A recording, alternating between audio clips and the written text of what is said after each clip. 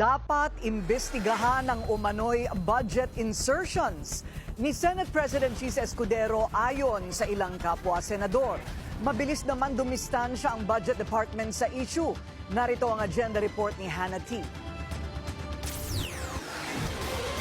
Scandalous at excessive para kay Senador Tito Soto ang tila pinalaman na bilyong-bilyong pisong pondo sa 2025 budget ni SP Chis Escudero.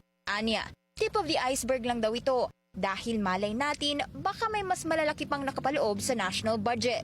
Una na ring inilahad ng kapwa-senador na si Erwin Tulfo na ipinahold ni PBBM ang ilang flood control projects dahil sa questionable budget nito. Nasa higit 142.7 billion pesos ang isiningit umano ni Escudero ayon sa dokumentong nakalap ng Bilyonaryo News Channel. Agad nilinaw ng Department of Budget and Management na wala silang kinalaman sa issue. Sila lang daw ang nakatoka sa drafting ng pondo at Kongreso ang may kapangyarihang i-amend ito. Pero paano nga ba malalaman kung totoo ang budget insertions? Ngayong malapit na ang budget season, sabi ni Senador Risa Hontiveros, pwedeng magamit ang mga audit report ng COA. At bilang lawmakers, dapat nilang alamin kung totoo nga ba ang ilang programs na nakasaad sa budget. Tugma ba yan sa mga pangailangan ng lugar at ramdam ba ang epekto nito? Maging si Acting Davao City Mayor Baste Duterte, pinuna ang DPWH sa poorly implemented flood control projects nito. It's clearly, happening.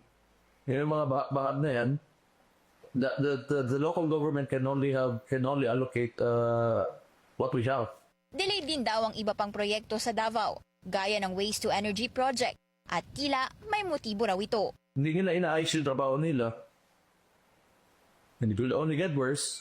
And maybe because kalaban kami ng administrasyon, they takes to get worse. At least 250 billion sa infrastructure insertions ang na-flag sa 2025 budget, na karamihan ay nasa ilalim ng DPWH. Sa ngayon, wala pa ring official statement si Escudero. Para sa agenda, Hannah T. Bilyonaryo News Channel.